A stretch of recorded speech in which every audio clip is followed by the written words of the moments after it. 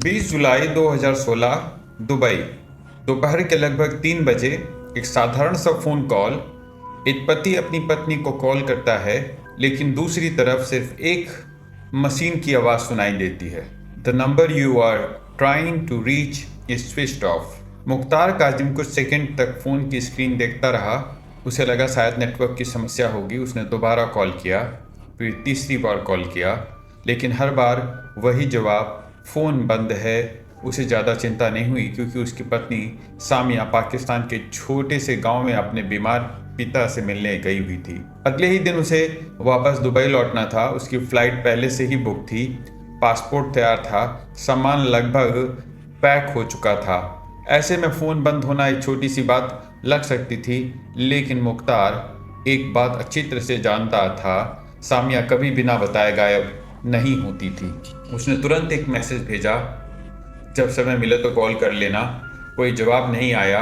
कुछ मिनट बाद दूसरा मैसेज, फिर तीसरा मैसेज। शाम के 6 बज चुके थे। अब तक हर मैसेज पढ़ा भी नहीं गया था। घबराहट धीरे धीरे डर में बदलने लगी। उसे एक और बात बार बार याद आ रही थी।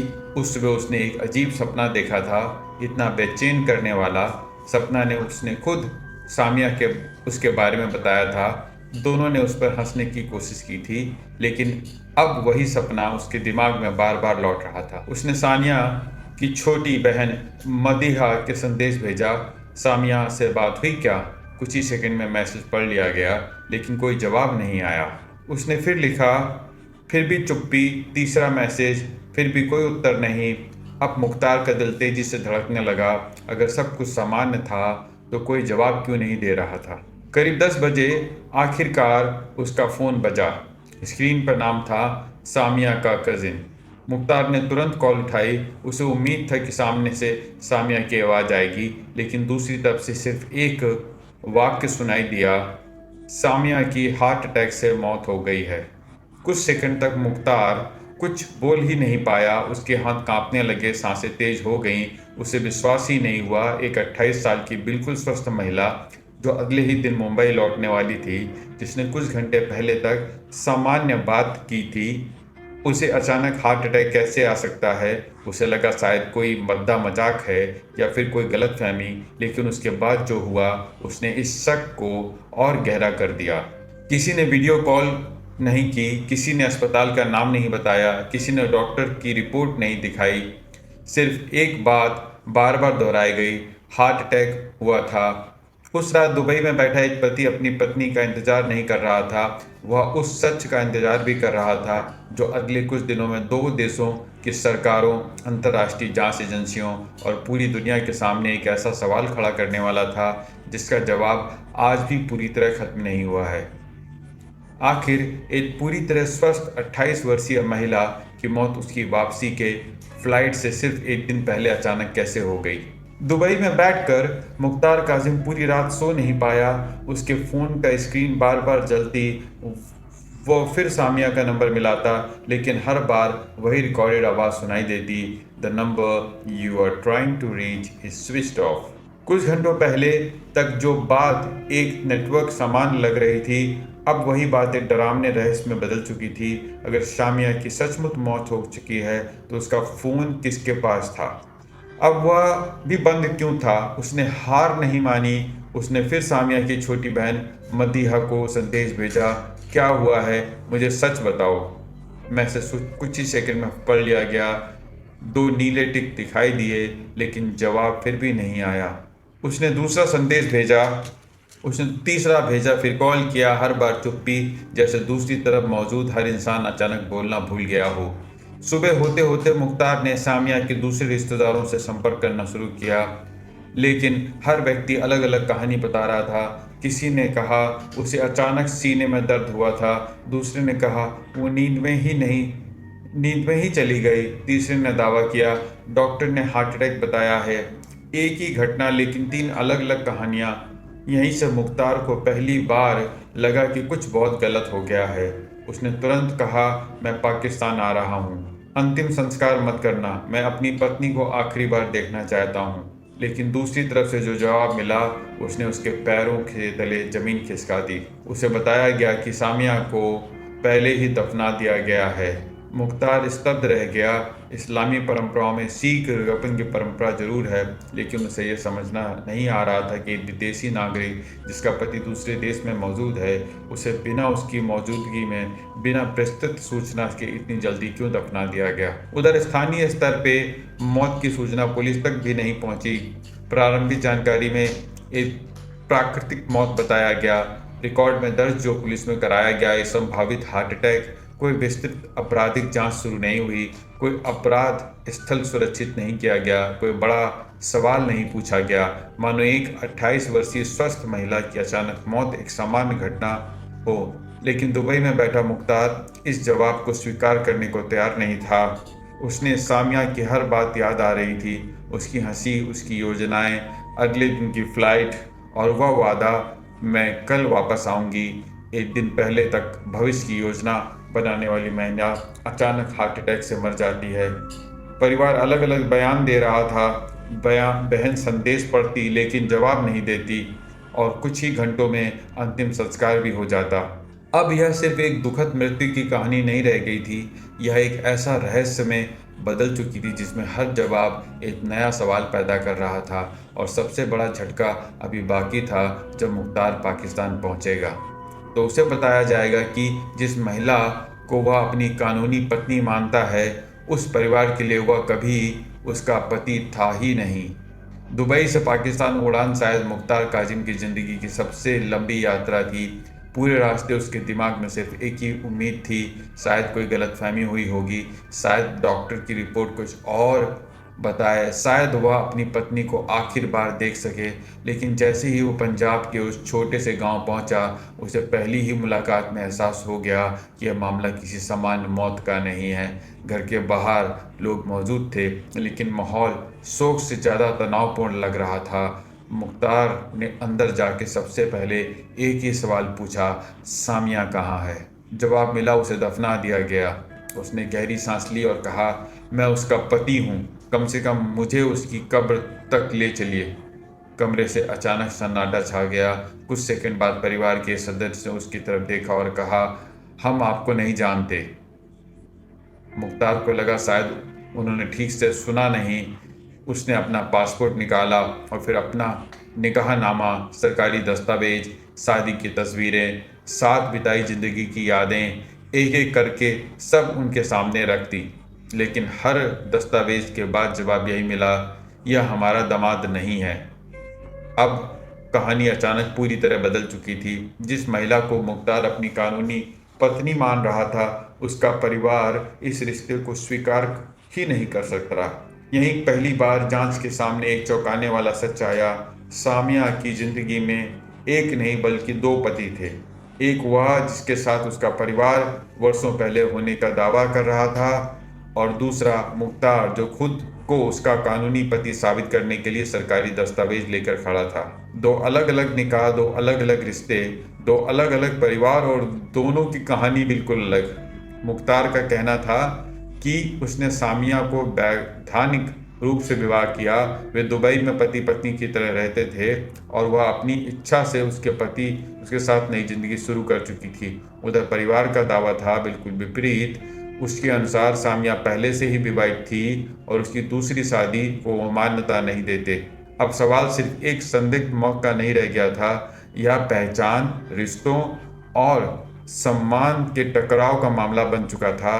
पाकिस्तान की स्थानीय पुलिस ने दोनों पक्षों को बयान दर्ज करने शुरू कर दिए, लेकिन जितने बयान सामने आए उतने ही नए विरोधाभास भी सामने आने लगे। एक तरफ कानूनी दस्तावेज थे, दूसरी तरफ पारिवारिक दावे, एक तरफ दुबई की शादी, दूसरी तरफ गांव का पुराना रिश्ता, और इन दोनों कहानियों के बीच 28 साल की एक महिला अब कब्र में दफन थी, जो अपनी कहानी खुद भी कभी नहीं बता सकती थी। अब पहली बार यह मामला स्थानीय विवाद से निकलकर अंतर्राष्ट्रीय ध्यान का केंद्र बनने वाला था। ब्रिटेन के सांसद, मानवाधिकार संगठन और पाकिस्तान की जांच एजेंसियों सभी एक ही सवाल पूछने वाले थे, क्या सामिया शाहिद की मौत वास्तव में हार्ट अटैक से हुई थी या किसी ने उसे हमेशा के लिए खामोश कर दिया था। सामिया शाहिद की मौत को शुरुआत में एक सामान्य हार्ट अटैक बताया गया था। स्थानीय डॉक्टर तैयार हो चुके थे, अंतिम संस्कार भी कर दिया गया था, परिवार अपनी बात कह चुका था और ऐसा लग रहा था कि मामला यहीं पर ख़त्म हो जाएगा। लेकिन दुबई में बैठा मुख्तार कासिम इस कहानी को ख़त्म होने देने वाला नहीं था। उसने लगातार मीडिया से बात की, वकीलों से संपर्क किया, मानवाधिकार संगठनों के दरवाजे और दस्तावेज भेजे और धीरे धीरे यह मामला पाकिस्तान की सीमाओं से निकलकर अंतर्राष्ट्रीय सुर्खियों में पहुंचने लगा। ब्रिटेन में रहने वाले सामिया के दोस्तों मैंने भी सवाल उठाने शुरू कर दिए। एक पूरी स्वस्थ 28 वर्षीय महिला जो अगले दिन दुबई लौटने वाली थी, वो अचानक हार्ट अटैक से कैसे मर सकती है? इन सवालों ने ब्रिटेन के सांसदों और मानवाधिकार कार्यकर्ताओं को भी ध्यान अपनी ओर खींच लिया। मामले पर सार्वजनिक दबाव लगातार बढ़ता गया। आखिरकार पाकिस्तान के अधिकारियों को दोबारा जांच शुरू करनी पड़ी। एक विशेष जांच टीम गठित की गई, पुराने रिकॉर्ड दोबारा निकाले गए, परिवार के सदस्यों का बयान फिर से दर्ज किए गए और सबसे महत्वपूर्ण फैसला लिया गया। पहली मेडिकल रिपोर्ट को दोबारा समीक्षा की जाएगी। जांच अधिकारियों ने प्रारंभिक पोस्टमार्टम और मेडिकल दस्तावेजों का अध्ययन भी किया। कुछ सवाल ऐसे थे जिनके स्पष्ट उत्तर रिकॉर्ड में मौजूद नहीं थे। इसी कारण एक विस्तृत फॉरेंसिक समीक्षा की प्रक्रिया की जानी थी। अब मामला सिर्फ एक प्राकृतिक मृत्यु का नहीं था, बल्कि संभावित संदिग्ध मृत्यु का बन चुका था। स्थानीय पुलिस, फॉरेंसिक विशेषज्ञ और वरिष्ठ अधिकारी अलग अलग पहलुओं की जांच करने में लगे हुए थे। क्या वास्तव में हार्ट अटैक हुआ था? क्या कोई बाहरी चोट थी? क्या मृत्यु का कारण कुछ और हो सकता था? हर सवाल का जवाब वैज्ञानिक जांच में तलाशा जाने लगा। उधर मुख्तार लगातार एक ही बात दोहरा रहा था, सामिया बिल्कुल स्वस्थ थी, हमने भविष्य की बहुत सारी योजनाएं बनाई थी, वह वापस आने वाली थी। दूसरी ओर परिवार अपने पहले वाले बयान पर कायम था। उनका कहना था कि सामिया की मौत स्वाभाविक थी और किसी अपराध की कोई बात नहीं थी। अब जांच एजेंसी के सामने दो बिल्कुल अलग कथाएं थी। एक तरफ पति का संदेह, दूसरी तरफ परिवार का दावा और बीच में थी एक ऐसी मौत जिसने दो देशों की जांच एजेंसियों को एक साथ काम करने पर मजबूर कर दिया था। लेकिन सबसे दिलचस्प बात यह थी कि इतनी बड़ी जांच शुरू होने के बावजूद अभी तक किसी को यह नहीं पता था कि अगर यह हत्या थी तो आखिर उसका कारण क्या था। पैसों का विवाद, पारिवारिक झगड़ा या फिर ऐसा कोई रहस्य जिसे सानिया अपने साथ कब्र तक ले गई। जवाब अभी भी अंधेरे में था, लेकिन अगले अध्याय में सामिया के दोस्तों के मोबाइल फ़ोन, पुराने संदेश और कुछ निजी बातचीत पहली बार बताएंगी कि उसकी सबसे बड़ी चिंता मौत नहीं थी, बल्कि यह थी कि शायद उस घर से जिंदा कभी वापस नहीं लौट पाएगी। अंतर्राष्ट्रीय जांच शुरू हो चुकी थी, मेडिकल रिपोर्टों की समीक्षा हो रही थी, परिवार से पूछताछ जारी थी, लेकिन अनुभवी जांच अधिकारियों को पता था कि कई बार मृत्यु व्यक्ति की आखिरी सच्चाई उसके शरीर में नहीं, उसके मोबाइल फ़ोन और दोस्तों की यादों में छिपी होती है। इसी सोच के साथ पुलिस ने सामिया के करीबी दोस्तों, सहेलियों और ब्रिटेन में उसके परिचित से संपर्क करना शुरू कर दिया। शुरुआत में बातचीत सामान्य थी, लेकिन धीरे धीरे कुछ ऐसे संदेश सामने आने लगे जिन्होंने पूरी जांच की दिशा बदल दी। एक दोस्त ने अपना मोबाइल पुलिस के सामने रखा। उसमें सामिया के कई पुराने मैसेज सुरक्षित थे। एक संदेश में उसने लिखा था, मैं यहाँ सहज महसूस नहीं कर रही हूँ। दूसरे में, मुझे लगता है कि सब कुछ वैसा नहीं है जैसा मुझे बताया गया था। और फिर एक संदेश ऐसा था जिसे पढ़कर जांच अधिकारियों कुछ पल के लिए चुप हो गए। सामिया ने लिखा था, मुझे डर है कि शायद मैं यहाँ से कभी वापस नहीं जा पाऊंगी। कोई भावुक वाक्य नहीं था, यह एक ऐसी महिला की चिंता थी जो अपने ही परिवार के बीच खुद को सुरक्षित महसूस नहीं कर रही थी। जांच यहीं नहीं रुकी। मुख्तार ने अधिकारियों को बताया कि सामिया की वापसी का फ्लाइट पहले से ही बुक थी, उसका टिकट कंफर्म था, वह अगले ही दिन दुबई लौटने वाली थी। लेकिन जब उसके सामान की जानकारी जुटाई गई तो एक और सवाल सामने आया। उसका पासपोर्ट आसानी से नहीं मिल रहा था, वापसी के यात्रा दस्तावेज भी परिवार के पास नहीं दिखाए गए। जांच अधिकारियों ने इस तथ्य को भी सरकारी रिकॉर्ड में शामिल किया। दोस्तों ने बताया कि पाकिस्तान जाने से पहले भी सामिया पूरी तरह आश्वस्त नहीं थी। वह बार बार पूछती थी, अगर मैं वापस आना चाहूँ तो क्या सब ठीक रहेगा ना? उसे समझाया गया कि वह सिर्फ अपने बीमार पिता से मिलने जा रही है, कुछ दिन बाद वापस लौट आएगी। लेकिन अब वही बातचीत अलग अर्थ लेने लगी थी। पुलिस ने सामिया के पुराने डिजिटल संवाद, फोन रिकॉर्ड्स और निजी संदेशों की समय रेखा से जोड़ना शुरू किया। हर नया संदेश एक ही भावना दोहरा रहा था, डर, अनिश्चितता और जल्द से जल्द लौटने की इच्छा। लेकिन सबसे बड़ा सवाल अभी भी अनुत्तरित था। अगर सामिया सचमुच डरी हुई थी तो वह पाकिस्तान गई क्यों? उसे किसने भरोसा दिलाया? किसके कहने पर सब ठीक हो जाएगा? और आखिर ऐसा क्या हुआ जिससे वापसी का टिकट कभी इस्तेमाल ही नहीं हो सका? अब पहली बार जांच 12 साल पुराने पारिवारिक इतिहास की ओर मुड़ने वाली थी। एक ऐसा इतिहास जिसमें छिपे थे एक जबरन कराई गई निकाह, एक गुप्त तलाक, एक नई शादी और एक ऐसा पारिवारिक विवाद जो वर्षों तक शांत दिखता रहा, लेकिन भीतर ही भीतर एक खतरनाक विस्फोटक की तरह बढ़ता जा रहा था। यहीं से इस रहस्य का सबसे संवेदनशील अध्याय शुरू होता है। अब तक जांच में कई सवाल खड़े कर चुकी थी कि एक स्वस्थ महिला 28 वर्षीय को अचानक मौत हो जाती है, परिवार विरोधाभासी बयान देता है, जल्दबाजी में किए गए अंतिम संस्कार, दोस्तों को भेजे गए डर से भरे संदेश और वापसी की वह टिकट जिसका कभी भी इस्तेमाल नहीं हुआ। लेकिन पुलिस को अब भी सबसे बड़ा सवाल परेशान कर रहा था, सामिया आखिर अपने मायके गई ही क्यों थी? इस सवाल का जवाब था किसी को एक गवाह ने नहीं दिया। यह जवाब मिला पुराने दस्तावेजों से, डिजिटल रिकॉर्ड से, दोस्तों के बयान से और पुरानी घटनाओं से। और उनको जोड़ने के बाद धीरे धीरे एक ऐसी कहानी सामने आने लगी जो सामिया की मौत से लगभग 3 साल पहले शुरू हुई थी। जांच के अनुसार सामिया का पहला विवाह उसके परिवार की इच्छा से पाकिस्तान में कराया गया था, लेकिन वैवाहिक जीवन सफल नहीं रहा। कुछ समय बाद वह ब्रिटेन लौट आई। रिश्ता टूट चुका था, लेकिन सामाजिक और पारिवारिक स्तर पर यह विवाद कभी पूरी तरह खत्म नहीं हुआ था। बाद में उसने कानूनी प्रक्रिया के तहत अपने पहले विवाह से अलग होने का रास्ता चुना। जांच अधिकारियों के अनुसार यही वह मोड़ था जहां उसकी ज़िंदगी ने दिशा बदल ली। ब्रिटेन में उसकी मुलाकात मुख्तार काजिम से हुई। दोनों करीब आए, उन्होंने विवाह किया और दुबई में एक नई जिंदगी शुरू कर दी। उनके करीबी दोस्तों का कहना था सामिया अपने इस नए जीवन से खुश थी और भविष्य की योजनाएं बना रही थी। लेकिन दूसरी तरफ परिवार एक ऐसे रिश्ते को स्वीकार करने के लिए तैयार नहीं था। पुलिस जांच में कई गवाहों ने दावा किया कि सामिया के दूसरे विवाह को लेकर परिवार के भीतर गहरा असंतोष था। कुछ रिश्तेदार उससे संपर्क भी तोड़ दिया था। स्थिति इतनी तनावपूर्ण हो गई थी कि ब्रिटेन में उसके साथ कथित रूप से एक हिंसक घटना होने की बात जांच के दौरान सामने आई। हालांकि उस घटना को लेकर अलग अलग पक्षों का अपना अपना दावे थे, लेकिन जांच एजेंसी ने उसे भी समय रेखा का हिस्सा बनाया। इसके बाद कई महीनों तक बातचीत लगभग बंद रही। फिर अचानक एक नया संदेश आया। परिवार की ओर से कहा गया कि उसके पिता बीमार हैं, वे अपनी बेटी से मिलना चाहते हैं, पुराने मतभेद भूलकर घर लौटने का अनुरोध किया गया है। मुख्तार ने शुरुआत में ही संकोच किया, दोस्तों ने भी सावधानी बरतने की सलाह दी, लेकिन सामिया का विश्वास था कि समय के साथ रिश्ते बदल जाते हैं। उसे लगा कि शायद वर्षों से दूरी अब खत्म हो चुकी होगी। यह सोचकर उसने पाकिस्तान जाने का फैसला किया। उसने वापसी की टिकट भी बुक कर ली। दोस्तों से कहा, मैं कुछ दिनों में वापस आ जाऊंगी। किसी भी कल्पना ने भी नहीं किया था कि उसकी ये आखिरी यात्रा साबित होगी।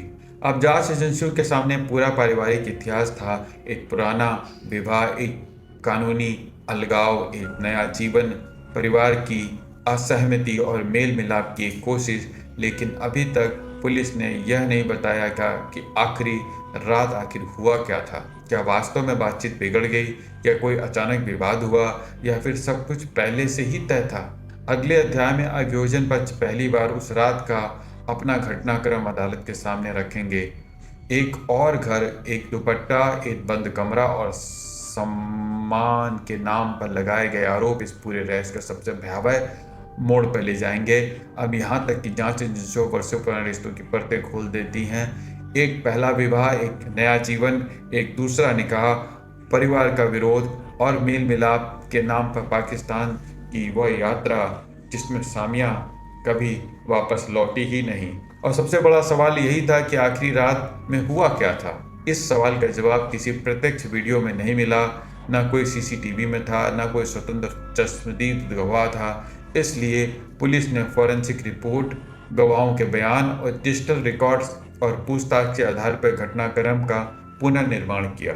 अभियोजन के पक्ष के अनुसार सामिया के पाकिस्तान पहुंचने के बाद उसके यात्रा दस्तावेजों की तलाश शुरू करी गई। उसका पासपोर्ट और जवाब वापसी के जुड़े कागजात कथित रूप से परिवार के नियंत्रण में आ गए थे, जिससे उसके तुरंत लौटने की संभावना कम हो गई। लेकिन अधिकारियों को मानना था कि इसी दौरान घर के भीतर तनाव लगातार बढ़ रहा था, सवाल पूछे जा रहे थे, पुराने फैसलों पर बहस हो रही थी और उसके दूसरे विभाग को लेकर तीखी असहमति सामने आ रही थी। अभियोजन पक्ष के अनुसार विवाद एक ऐसे समय के बाद हिंसक रूप ले बैठा जब जांच के दौरान आरोपों के अनुसार सामिया के साथ गंभीर शारीरिक दुर्व्यवहार किए जाने की भी आशंका व्यक्त की गई, जिसकी जांच मेडिकल और अन्य साक्ष्यों के आधार पर की गई। इसके बाद अभियोजन पक्ष ने अदालत के सामने आरोप रखा कि सामिया का गला उसके दुपट्टे से दबाया गया। फॉरेंसिक विश्लेषण में सामने आया कि निष्कर्षों और अन्य सर्कमस्टेंशियल एविडेंस के आधार बनाते हुए जांच एजेंसियों ने यह संभावना प्रस्तुत की कि उसकी मृत्यु प्राकृतिक नहीं थी। पुलिस द्वारा प्रस्तुत किए आरोपों में यह भी कहा गया कि घटना के दौरान उसके पिता ने कथित रूप से उसे नियंत्रित या पकड़ कर रखा, जिससे वह प्रतिरोध नहीं कर सकी। यह अभियोजन पक्ष का जांच और आरोपों का हिस्सा था, जिसे बाद में न्यायिक प्रक्रिया में रखा और परखा जाना था। जांच एजेंसी ने इस पूरे मामले में संभावित ओनर मोटिव और क्या बेटी अपने दूसरे विवाह को स्वीकार नहीं कर पाया, क्या सामाजिक प्रतिष्ठा और पारिवारिक सम्मान के नाम पर एक घटना हुई या फिर इसके पीछे कोई और कारण था, यही सवाल पूरी जांच का केंद्र बन गया। हालांकि यह स्पष्ट रूप से समझना आवश्यक है कि इस अध्याय में प्रस्तुत घटनाक्रम पुलिस जांच, फॉरेंसिक निष्कर्षों, गवाहों के बयानों और अभियोजन पक्ष द्वारा लगाए गए आरोपों पर आधारित पुनर्निर्माण है। आरोपित व्यक्तियों ने न्यायिक प्रक्रिया के दौरान अपने ऊपर लगे आरोपों का विरोध किया और उन्हें कानून के अनुसार निष्पक्ष सुनवाई का पूरा अधिकार प्राप्त है। अंतिम आपराधिक जिम्मेदारी का निर्धारण केवल सक्षम न्यायालय द्वारा किया जा सकता है। लेकिन एक बात निर्विवाद है, जिस महिला ने अपने परिवार के रिश्ते सुधारने की उम्मीद में हजारों किलोमीटर की यात्रा करी, वह कभी अपने घर वापस नहीं लौट सकी। और अब उसकी सिर्फ कहानी ही संदिग्ध मौत की कहानी नहीं रह गई, बल्कि विश्वास, परिवार और सम्मान के नाम पर उठे उन सवालों की कहानी बन चुकी थी, जिनका जवाब आज भी दुनिया तलाश रही है। हर बड़ी आपराधिक जांच आखिरकार एक अदालत तक पहुंचती है, लेकिन कुछ मामले ऐसे होते हैं जहां फैसला आने से पहले पूरी दुनिया अपनी राय बना लेती है। सामिया शाहिद का मामला भी एक ऐसा ही था। एक संदिग्ध मौत, दो देशों की जांच, दो परिवार, दो अलग अलग कहानियां और एक ऐसा सच जिसे साबित करना किसी भी जांच एजेंसी के लिए आसान नहीं था। महीनों की जांच के बाद पुलिस ने एक एक कर अपनी सभी साक्ष्य अदालत के सामने रखे।